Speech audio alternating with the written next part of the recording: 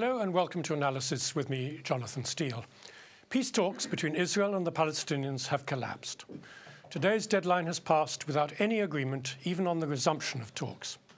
The Israeli government blames the Palestinian President Mahmoud Abbas for wrecking the negotiations by making a reconciliation agreement with the rival Palestinian organization, Hamas. Is that just an excuse or the real reason for the failure of the talks? The agreement amongst the Palestinian leadership has prompted street celebrations in Gaza, but Israel's response was immediate. It rubbished the agreement, cancelled peace talks, imposed sanctions, and warned Fatah's Mahmoud Abbas to choose between peace with Hamas or peace with Israel. According to the Israeli Prime Minister, Benjamin Netanyahu, it's only possible to have one and not the other. He labelled Hamas a murderous, terrorist organization that calls for the destruction of Israel. In Washington, US President Barack Obama's administration also put pressure on Hamas by demanding any Palestinian government must unambiguously and explicitly commit to non-violence and the recognition of the State of Israel. US Secretary of State John Kerry telephoned Abbas to express America's disappointment, and Israel launched airstrikes in the northern Gaza Strip, but said that they were in response to missile strikes into Israel earlier that week, which were later blamed on the former Fatah politician Mohammed Dahlan, attempting to disrupt the reconciliation efforts between Fatah and Hamas. But then Kerry has now angered Israel by warning that without a two-state solution, Israel could become an apartheid state. Although he since retracted the word, Israel's powerful supporters in the US Congress are furious. In today's episode of Analysis, we take a closer look at all these latest tensions and ask whether the unity agreement between Hamas and Fatah will last. And we also look at these reactions by Israel and the West and ask, is peace any closer at all? Joining me in this discussion are Paul Usiskin, a London-based political commentator, Martin Linton, former member of the British Parliament, who now directs Labour to Palestine, a not-for-profit organisation that aims to increase understanding about Palestine in the British Labour Party. And joining us on the phone, we're very glad to have Gideon Levy, a journalist with the Israeli newspaper Haaretz. Welcome to you all. But first, let's take a look at this report. After 7 years of conflict and fraught relations, unity has apparently been reached between Palestine's two rival groups. When the president of Hamas announced the deal last week, many knew that this would almost certainly end the current round of peace talks with Israel. The agreement, between the secular Fatah in the West Bank and the Islamist Hamas in the Gaza Strip, calls for a united interim government of technocrats, to be decided in the next month, followed by fresh elections within 6 months of that deal. The reaction to the deal in Palestine has been muted. Many people have seen similar agreements come and go over the years. We are watching carefully what's happened because we lost trust in the delegations who are meeting for achieving the reconciliation, the leaders of the two movements, and the people who are behind the division. But we congratulate these steps and congratulate the implementing of what was agreed on in a framework deal. Israel was quick to call off its peace negotiations with the Fatah-dominated PLO after they had stalled in recent weeks over the release of Palestinian prisoners. Israel has categorically refused to negotiate with Hamas, which it labels a terrorist organization. Speaking during a joint visit with the Austrian Foreign Minister, the Israeli Prime Minister Benjamin Netanyahu said that the Palestinian president had to choose between peace with Israel or its Islamist opponents. Every time we get to that point, Abu Mazen stacks on additional conditions which he knows that Israel cannot give. So instead of moving into peace with Israel, he's moving into peace with Hamas. And he has to choose. Does he want peace with Hamas or peace with Israel? You can have one, but not the other. I hope he chooses peace. So far, he hasn't done so. In response, political figures in Palestine rejected the choice that Netanyahu outlined, adding that the unity agreement was potentially an opportunity for peace between all three groups. If Netanyahu wants to achieve peace, he should have considered this agreement a real opportunity. The Palestinian nation will be united between all of its parties under the Palestinian Liberation Organization. We reject the Israeli claims and we reject Netanyahu's pressure. The United States, whose Secretary of State, John Kerry, had put much effort into the peace talks, expressed its disappointment at the deal and added that it would reconsider its financial aid to Palestine if the deal is reached. Everyone now waits to see what emerges from the negotiations between Fatah and Hamas. and whether a government can be formed that bridges the differences between the two sides. The Palestinian President Mahmoud Abbas raised the stakes even higher over the weekend, stating that any unity government with Hamas would recognize the State of Israel. The government will be under my command and my policy. Its purview will be what happens domestically. I recognize Israel, and it would recognize Israel. I reject violence and terrorism. With a month of formal negotiations between the two sides to come, politicians and observers now look to see whether these negotiations can produce a unified Palestinian government that has eluded Palestinians for the last 7 years. But whether that government is possible, or would have the authority to bargain for peace with Israel, is another question. Nathaniel Amos Sansom, Islam Channel. Well, Paul, let me start with you. I mean, was that a real reason for the collapse of the talks, the Hamas-Fatah unity deal, or is Netanyahu just finding another excuse to say there's going to be no deal? I think it's the latter. I think he was looking for yet another excuse where Mahmoud Abbas surprised him by coming up with at least one more option that nobody thought he would pursue. And having done that, and having chosen to do that with Hamas, an organisation which I can't find anybody on the left to the right of the Israeli political spectrum ready to sit down to talk to or recognise yet.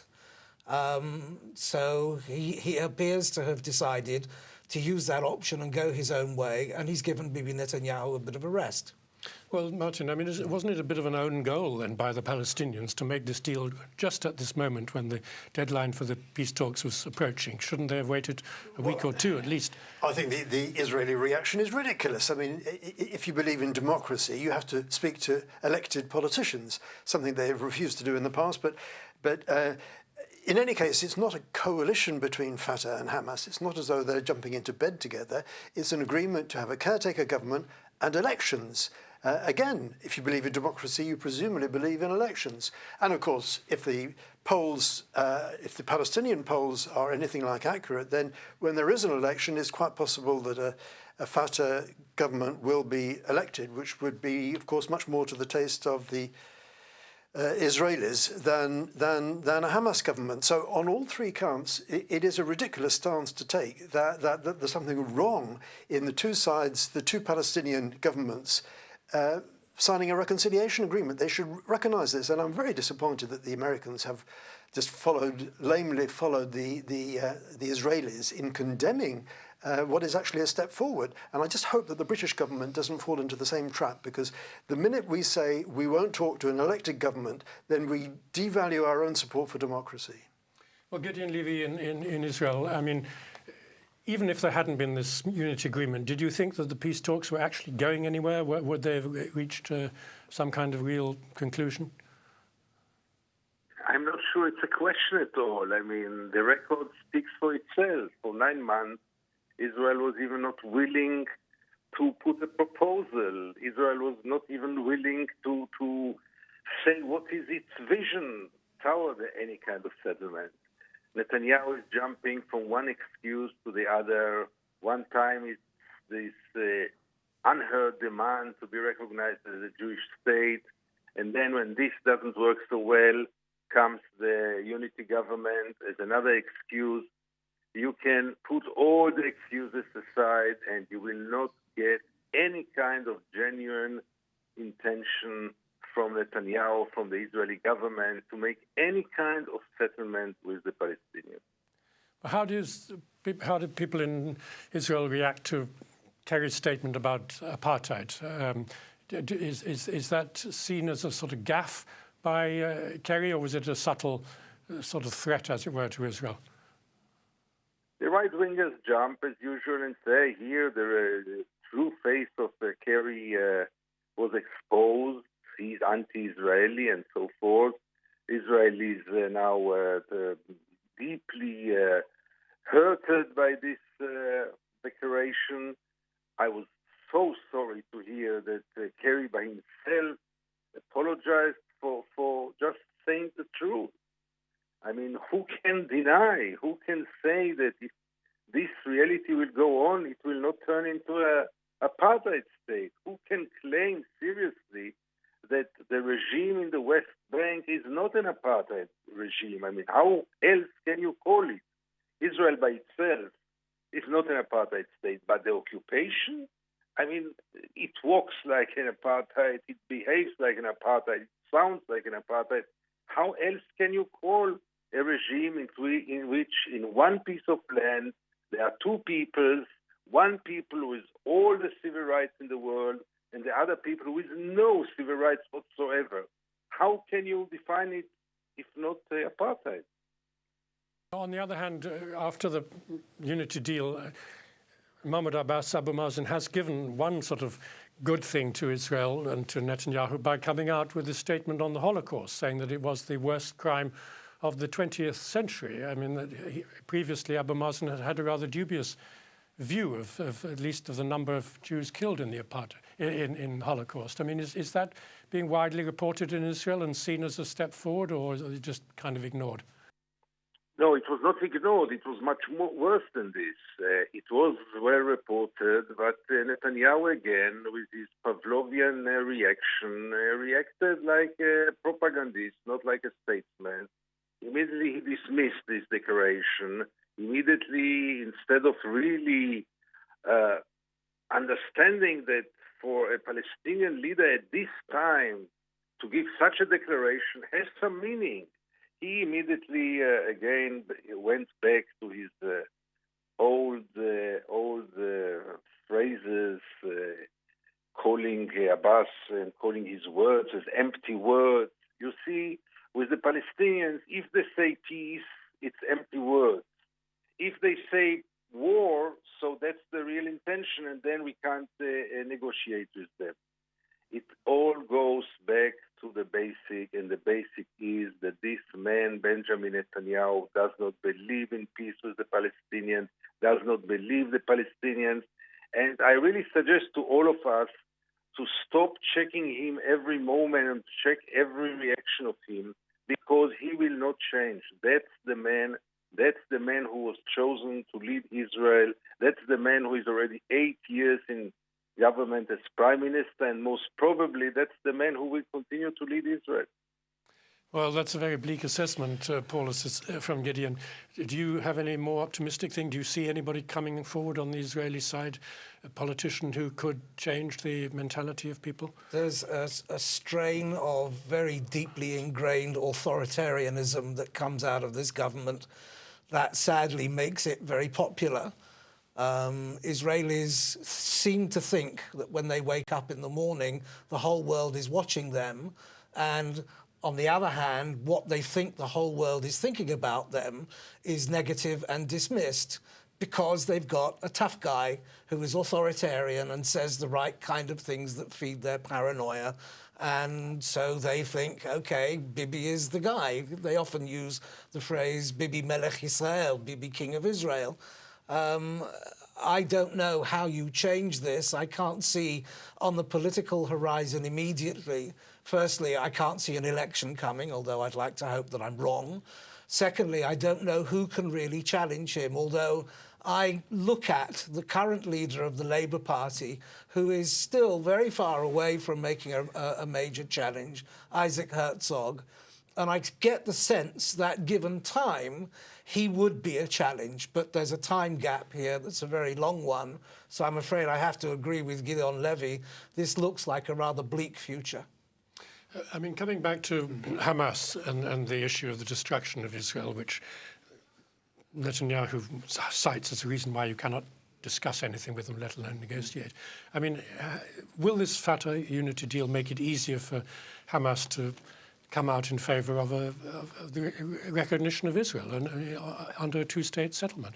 Well, I think so. I think that's the object of it. I mean, I can't quite predict what Hamas will do within the caretaker government, but while there are obviously things in the Hamas charter that are deeply offensive to everyone in this country, never mind Israel, there are things that Hamas leaders have said, at least on the political wing of Hamas, that sound quite conciliatory, and they seem to be ready to recognise or at least accept Israel, and on the present borders, and that they could changed. But in any case, we're not really talking about Hamas. We're talking about a caretaker government followed by elections.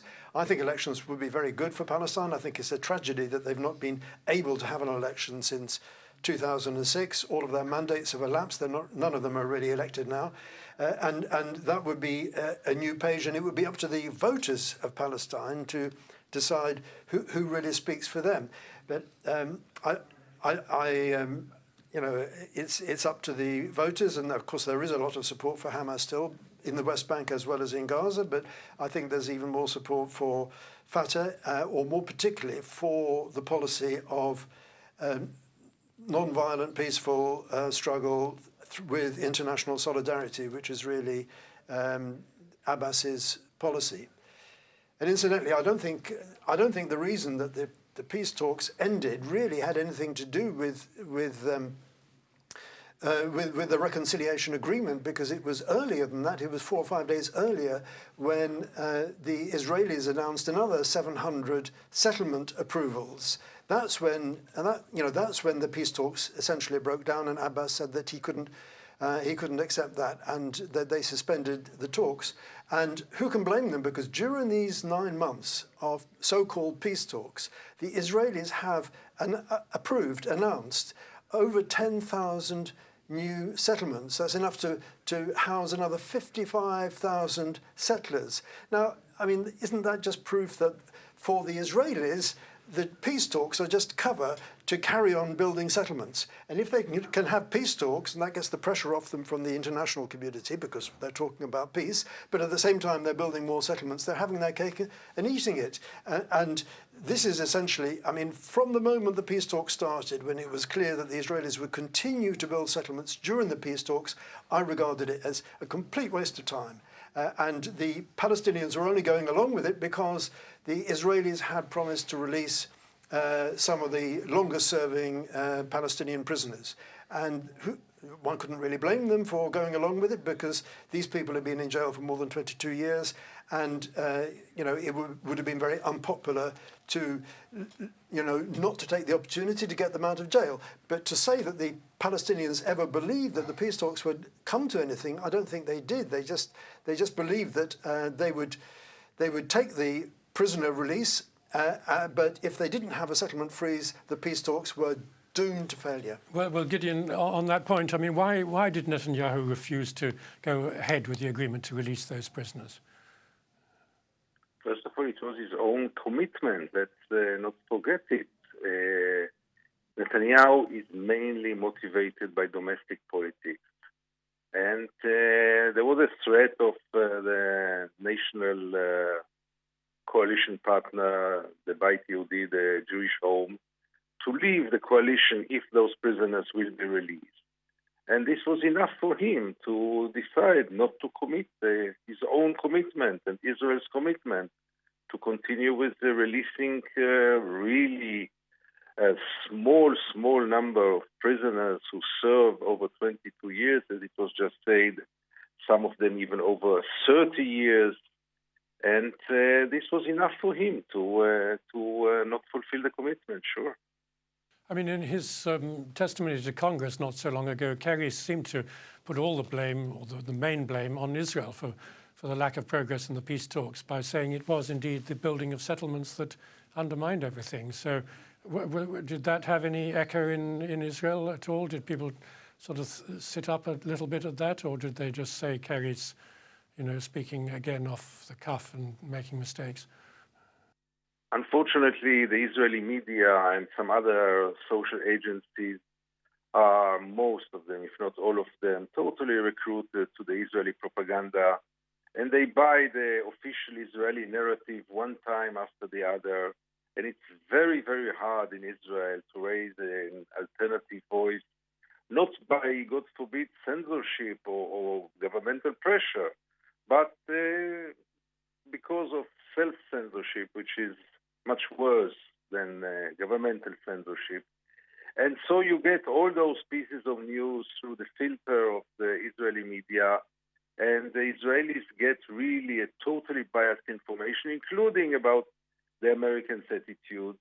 And it will be always criticized if the Americans would dare to criticize Israel or put a blame on Israel, and most of the Israelis are deeply convinced that the blame for the collapsing of the talks is totally on the Palestinian shoulders.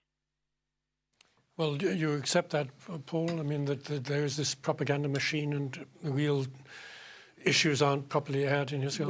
Without question, Israel seems to be, as a once dynamic thinking people, ready to go out onto the streets and demonstrate when they thought their government was doing wrong, to have gone into some form of comatose state in which a great deal of this passes right over the tops of their heads. And when they're asked, they simply nod their heads and say, well, yes, it's all the Palestinians' fault. What's left, however, as a question mark, and it's a very big question mark, is how does this reconciliation process actually work? There have been enough comments from people inside the Palestinian context and Israeli watchers. A colleague of Gidon Levy's, Amira Haas, very accurately described the pitfalls that will have to be overcome for this to work, beginning with a so-called technocrat government and then elections. Elections in contexts in which Israel has a very, very strong security hand, contexts which involve exchange of rather authoritarian security frameworks on both sides, Hamas and Fatah. They'll have to exchange all of these things. They'll have to come to agreements on all of these matters. I'm not one that wants to cast doubts over the veracity of the move because I think it's the right thing to do.